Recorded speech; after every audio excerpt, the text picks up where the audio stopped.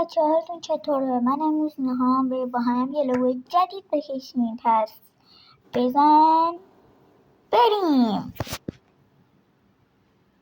خب من اون لوگوی قبلیمو خیلی دوست دارم، ولی خب چون که تبلیغات، چون که اون لوگوی قبلیم یه ذره چیز شده بود، زیادی تغییر نکرده بود، اگه اونم عوض کنم چون اون خیلی تغییر کرده. برای مثال لباسش عوض شده یا اون بدنش عوض شده، بعد خواستم کلا یه آرت جدید بکشم.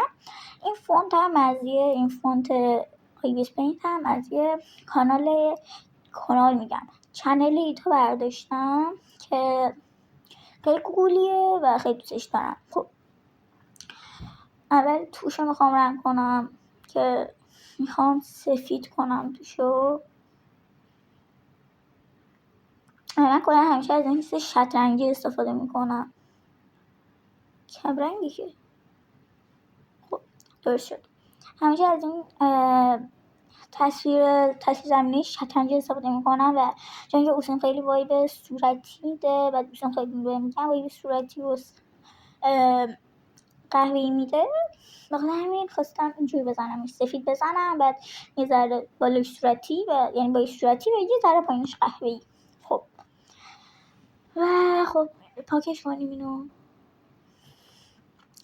دوست اینترنتی بر مثال ورفینا خیلی به هم میگن که رئوسش خیلی با بهش گربه میگن خرگوش میده و اینا. گفتم این میخوام یه ذره بالای این ای و گوشه یه ذره بالای این ای و گوشه خرگوش بذارم و خیلی گول شد. حالا این چیزای دورش هم بذارم که آره خلاصه چون خیلی به هم میگن گفتم منم چرا انجام ندم. این خوبیه واقعا. و واسه این لوگوم چون که نمیخوام فونتش خیلی زیادی ساده باشه، پس با خودم گفتم که بیام بالای همین ایشم یه گوشه خرگوش بکشم که سر به این حالت خرگوش بودنشم چیز بشه، نشون داده بشه. آره خلاصه حالا بریم واسه این قسمت بالاشو یه امیلی کوچولو بکشیم. خب واسه بالاش میخوام بالای این یه دونه امیلی کوچولو بکشم که کشیدن یه شخصیت کوچولو واقعا آسون نیست. میتونم میگم اینجوری سختم هست. نه که مثلا بگم که خیلی سخته، ولی خب یه جورایی چیزه. و من واسه این آرتایی که آرت پروفایلم یا همین آرتایی که تو پستام گذاشتم، واسه اونا از این قلم استفاده میکنم که از یه یوتیوبر سبکش یاد گرفتم که گفتم که به نظرم نه قلمو، ولی خب سبکش به نظرم با اینکه یه ذره متفاوته ولی به نظرم سبکش جالب بود، پس کلا از همین سبک دارم استفاده میکنم. و من همیشه از مشکل بزرگی داشتم توی همین کشیدن اوسی چیبی هرچی حالا دوزدن کوچولو، ولی مثلا بدنش یه جور همیشه میکشیدم، ولی خب اینجا خدایشو خوب شد رنگ پوستش. و حالا بریم سراغ صورتش. اول گونه هاشو میکشم، بعد من واسه این بوسیای آرت های چیبی بیشتر اوقات چیز نمیذارم، اسمش چی بود، دماغ نمیذارم، بینی نمیذارم واسه شون. و اینم پیرسینگ میگم واسه لب، ولی خب من پیرسینگ واسه لب شنیدم. خب حالا چشمای امیلیان که سبزه واسه سبز میزنم و یکم سفید واسه برق توی چشاش. خیلی نوز شد این برق، این چسب زخمش رو یادم میره همیشه بذارم، ولی دوست ندارم حذفش کنم، بذارم قشنگه به چسب زخم.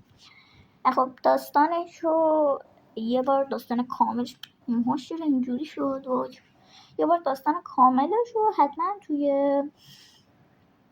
یه ویدیو بهتون میذارم که مثلا چرا این چسب زخم شخص نمیداره. شاید هم واسهتون ویدیو یه کامل از کامیکی که دارم راجبش میسازم بذارم، مثلا یه صفحاشو بذارم که ببینین.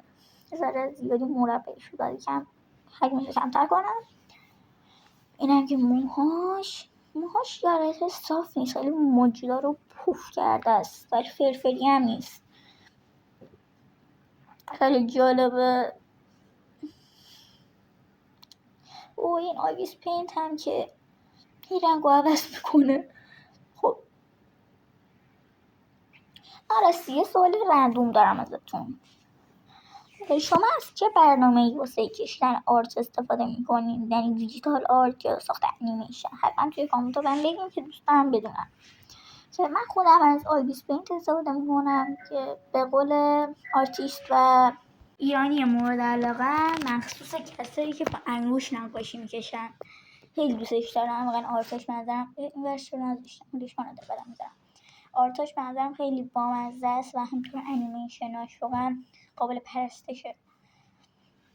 خیلی دوستش دارم. خب اگه میدونین چی حتما اسمشو تو کامنت ها بگین که با هم راجبش حرف بزنیم. خب خلاصه موشم بکشم. من همش چیز این قلمش رو یادم میره، این سایز قلمش همش یادم میره که چه سایزی بود. با اینکه یه ذره کلوفتره ولی خب همینم خوبه. حالا یه ذره اینجا رو میزنیم چون پشتشه تیره تر میکنم اونجا رو. اینم هست. خب موهاش که تقریبا آماده شد الان باید صورتی پایین موهاش رو بزنم.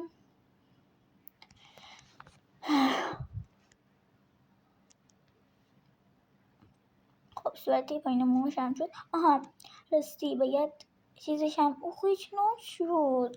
باید گیره های روی سرش هم یادم نره بزنم.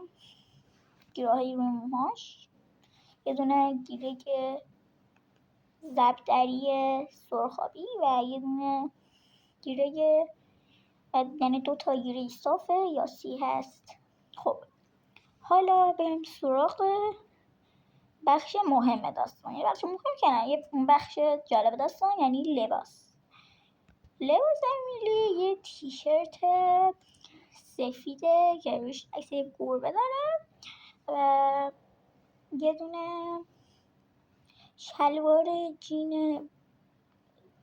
یعنی شلوار جین که نه یه شلوار بگه، یه کفش و کفشش هم قرمزه که قرمز ساده است که یه جورش سفیده و خلاصه آره من زیاد درست نمی کنم جدیدن خیلی بی حوصله شدم و نمیدونم چرا. خیلی خب بازم لباس چه جور شد الان یه ذره بهتر شد. خب حالا میریم پیشیه روی لباسشو بکشیم. واسه پیشیه روی لباسش همیشه از یه رنگ تیره تقریبا استفاده میکنم، نه مشکی ولی یه رنگ خیلی زیادی نزدیک به مشکی، چند تا اینجوری و یه ستاره که پایینش داره، 3 خط و یه ستاره و اینم پیشیشه که پیشه شبیه همه چی شد جز پیشی. ولی خب بازم حالا ببخشید دیگه، تو خدا ببخشید. این هم که گردن بندشه، ستاره است گردن بندش که وسطش یه ذره سفید شده. خب خوبه. حالا میرم سراغ شلوارش که این قسمت شلوار خیلی دوست دارم کشیدن شلوارو. چرا همیشه کم رنگی خدا. خب کشیدن شلوار من خیلی خلاصه کنن دوست دارم، مثلا خیلی جالبه. اینجا مثلا اینجا توی پرت میکنی انگشت تو بعد خیلی نازک میشه، خیلی باحاله و من کلا خیلی دوست دارم کشیدن شلوارو. این آیویس پینتم که هیچ وقت نمیتونم خودم رنگ بزنم، مجبورم خودم رنگ بزنم. بچه نمیدونم بعضی اوقات آیویس پینت خیلی باگ میخوره، مثلا چیز میکنه یه سری رنگایی که اصلا بهم شباهت نداره رو یه رنگ حساب میکنه، یا بعضی اوقات اصلا نمیتونه درست رنگ بزنه وقتی اون قسمت رنگ زدن میزنم. نمیدونم چرا اینجوری شده، نمیدونم همیشه آخه اینجوری بود اگه باگه یا اگه گوشه من مشکل داره یا اگه من مشکل دارم خودم بهم بگین. خودم واقعا نمیدونم چجوری بگم، نمیدونم چه اینجوریه واقعا. خب توی شلوارش هم یه بلوزی یه حالت دوخت خیلی کمرنگ و چیز داره اینجوری اومسته شد. حالا بریم سراغ کفشش. کفشش هم طور که گفتم سفید یعنی قرمز ساده است که جلوش یه ذره سفید یه ذره کنه جلوش سفیده و این هم که بنداشه خدا خیلی گوگلی شده خیلی ناز شده، خیلی دوستش دارم.